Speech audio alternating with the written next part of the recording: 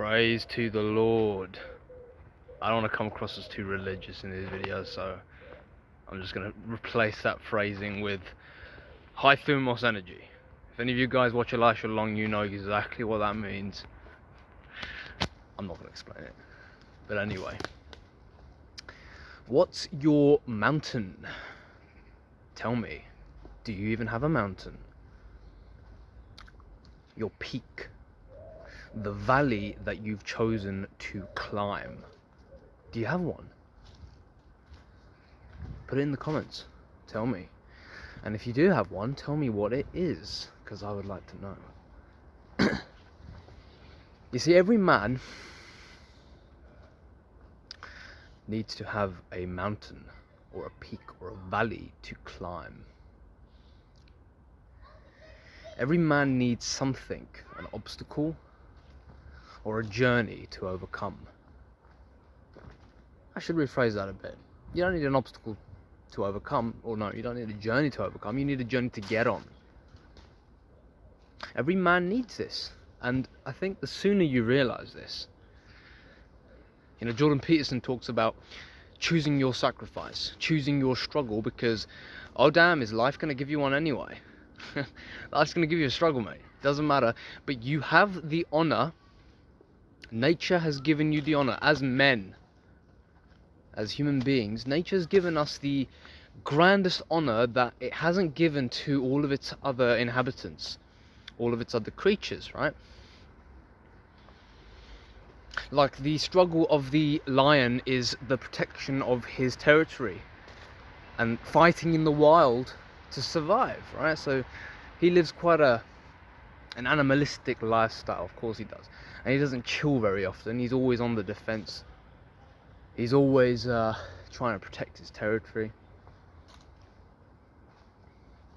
So he has been given a lifestyle by nature. It's been dictated to him. He hasn't had a choice to. But human beings, we've got a choice in what struggle we wish to partake in. You've got a choice. So pick your damn struggle. Jordan Peterson says this. Pick your damn struggle. Because you're going to get one anyway. So at least choose one wisely, right? So we all have a struggle. And you could use that word in many different ways. You could use the word struggle and equate it to a mountain or a peak.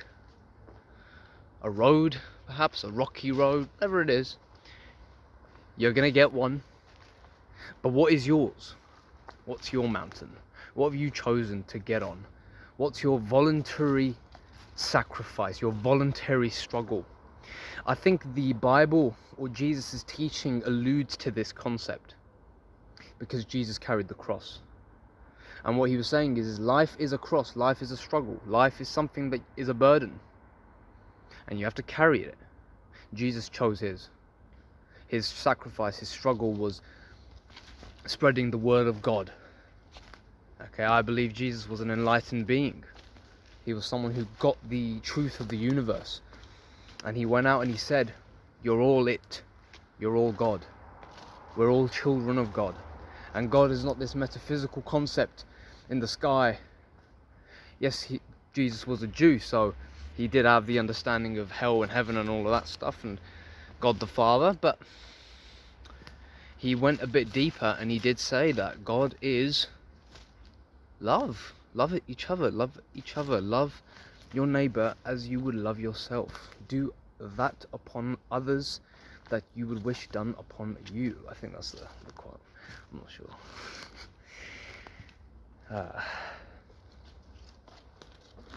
The Olympian mindset. Elisha Long again. Shout out to him. He said this in one of his videos. The Olympian mindset. The Olympian mindset is choosing that damn struggle, because life is a struggle. It's a fucking struggle, man. It doesn't get easier.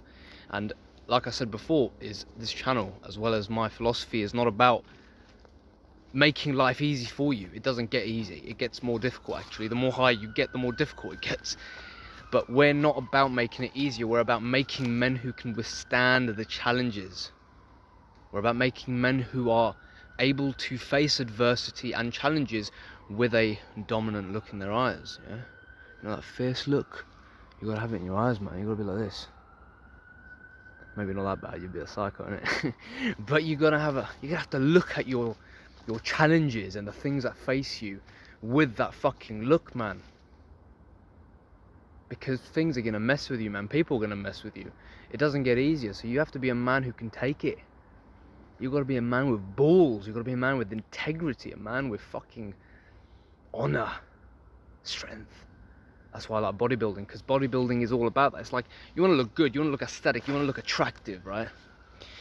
But it doesn't come easy, man. It comes through breaking your fucking muscles down physically. You are going to the muscles, you're going to the gym, and you are physically breaking your muscles down with pain and agony. I mean, there's reps to failure, right? Sometimes you've got to do those fucking reps to failure. And that's literally torturing your muscles. You're breaking your muscles down, and you're not giving them a chance to recover in like 2-3 seconds. You're just going. You keep going, but then it rewards you because they grow and they look bigger, and you get the symmetry, you get the proportions. You look more aesthetically pleasing, your face sharpens. You're rewarded by nature by putting yourself through a sacrifice.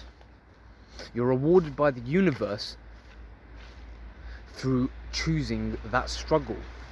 So bodybuilding is something that I'm going to pursue for the foreseeable future. I don't think I can ever give it up unless I get an injury, because bodybuilding is one of those things that keeps the mind in check, keeps me from becoming complacent, it keeps me from becoming lazy, because it teaches me that every time I go to the gym I have to push myself. I have to break more muscles down, because otherwise they're not going to grow anymore. They're going to become stagnant. Just like you do, just like you become complacent, you become stagnant when you don't push yourself anymore. So you got to push the muscles, man. Like, you got to push yourself. Bodybuilding teaches you a lot of things about your life. It's a very spiritual thing. And I'm going to be honest with you, bodybuilding really has attracted me for two things. Number one, of course, the aesthetics, looking good, looking juicy and fucking massive, right? But the other thing is, it really is the metaphysical concept behind the gym and weights and iron. I call it the Temple of Iron. The Temple of Iron. The Temple of Apollo. It's not really the Temple of Apollo, is it? It's one of the temples. The god of bodybuilding. Who's he? It's Hercules, I think. I'm not sure. He's my god of bodybuilding. Hercules and Arnold Schwarzenegger. Hercules and Arnold Schwarzenegger are the gods of bodybuilding for me anyway. I've got two pictures of them. I've got a statue of Hercules, and I've got picture of Arnold Schwarzenegger on my phone, but I'm gonna get a fucking framed picture of Arnold Schwarzenegger, because I look up to that man. I ain't gonna lie, I do kiss his ass a little bit because I look up to him. I'm a 22-year-old man, young man, 22 years young, 22 years young, and I'm looking up to Mr. Arnold Schwarzenegger, because the guy is an inspiration. I mean, he really did it, man. He did it, and he changed the world of bodybuilding, and he brought back the Olympian mindset to the point where it became such a big thing in the 70s that the general consensus and the general public got on to the bodybuilding fad, as they called it back then, because back then they used to see bodybuilding as being very vain and very superficial, and for people who are insecure. But he brought that out, and he taught America and the world that bodybuilding and fitness is not just about aesthetics and the superficial element of things. It's deeper than that. It's about conquering your mind and using your mind to conquer your body. Now, using the word conquering, it's very Western, you know, Platonism. Western Platonism, how do you say that shitty word? Platonism, no. It's Platonic, right? We use the word Platonic to describe things that are very surface level, they don't go deeper. They're very simple to comprehend, and the Platonic ideology or the Platonic philosophy is abstract. It's abstract. So saying that you're conquering the body is Platonic. You know, you're conquering the body. It's an illness. It's a symptom of weakness. You've got to conquer it. I like the Eastern occult / mystical explanation of bodybuilding, which is my interpretation. Of course, I haven't got this in my book, but it's not about conquering the body. It's about sculpting the body. You've been given the tools, and you've been given the great intelligence to become a master of yourself. Bodybuilding is simply that, utilizing the mastery over the body. It's beautiful, man. It's beautiful. I want to compete in bodybuilding, actually. I'm going to see after a year whether or not I've got the genetics.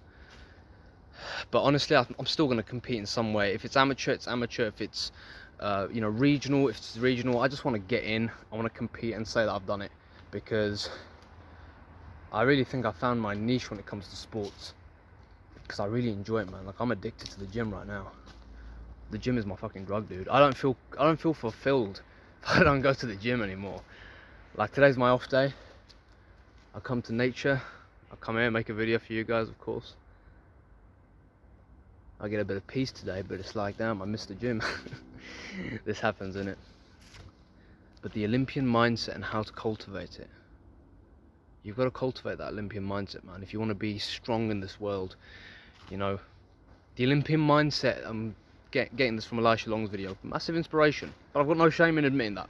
I've got no shame in admitting that, because the guy is he's like a big brother to me, man. He really does. He's got like a similar way of thinking, but he's a little bit more. He's had a little bit more time to think about these things, and he's a lot more well-read than me. So I like looking up to him. He's an inspiration, no doubt. Like his bodybuilding videos as well, by the way. But he said the Olympian mindset makes life meaningful. It gives it meaning, because you're going on a journey. You're going to accomplish something, and you might not even get there. You might die before you even reach that mountain. You might just get to the base of the mountain. You might not even get to the top. But the point is you're getting there. The journey is what counts. Yeah. The soy mindset, that's what he called it. The weak mindset, the beta mindset, the consumerist mindset, the materialist mindset, the Epicurean mindset, although it's not the right word to use. They throw the word Epicurean around to mean not utilitarianism, but hedonism. And I disagree. Epicureanism is not, it's not hedonism. Epicureanism is actually happiness, seeking happiness. Very different from hedonism. Hedonism doesn't equal happiness. But the Epicurean, or the soy mindset, is materialistic. It says there is nothing else to do in this world other than to buy things and to experience pleasure and to get money and to get good clothes and get good cars and drink alcohol and get drugs, get high off drugs and have sex and watch porn. There's nothing else. There's nothing else to this life, my friend. So it's meaningless, and life is not worth living. So there's no point to get strong. The materialists and the consumerists, I mean, we look at them, and Fingy, Elisha said this as well. He's like, we shouldn't bitch at these people. We shouldn't shout at them and call them out. We should just live our own lives as vigorously as possible. Live our lives so truthfully that when people see us, they don't have anything to hate. They just look at us and they're inspired, or they're turned off. Doesn't really matter. The point is, they see us living our ideology and our philosophy, and that's all they see. That's all they need to see, right? Because calling them out is stupid, because these people have this in their subconscious. They believe that life is meaningless, that it really is. So what's the point of being strong? What's the point? What's the point of going to the gym and getting a good physique? What's the point of learning a martial art? What's the point of developing your masculinity? I mean, you see the men, the Epicurean men or the materialistic men say this. They say, what's the point of being masculine? You're just being sexist. There's no point. We live in an equal society. There's no point of having strength and masculinity anymore. It's gone. And you see them with their flabby guts and their weak voices and their feminine postures. I mean, they agree with what they're saying. I don't hate them for it. Yes, they remind me of the weakness within, which is why I might be angry at them. Because I'm like, dude, you're a shadow. You're literally representing the shadow within me. The weakness that is within me, you are embodying it. I hate this. But no, you can't hate it. You shouldn't hate it. Feel compassion. Feel compassion towards them and continue to live your own life as truthfully as possible. And those who are inspired by you will join you. I can guarantee you that. Those who want, what you have, they will fucking join you in the hordes. And those who don't, they won't even fucking make a effort. I mean, they might give you shit here and there. They might shit on your physique or shit on what you're doing and call you a gym rat and say you're superficial, or say you're just an idiot, you're retarded, or insecure even. Some people say that. But it doesn't matter. It doesn't matter. Let them say what they want, because you know that you're cultivating strength. Mass! You're creating what you need to create, and that's all that matters. Prove it to yourself, no one else. That's going to be all. Take it easy. I'll see you in the next one.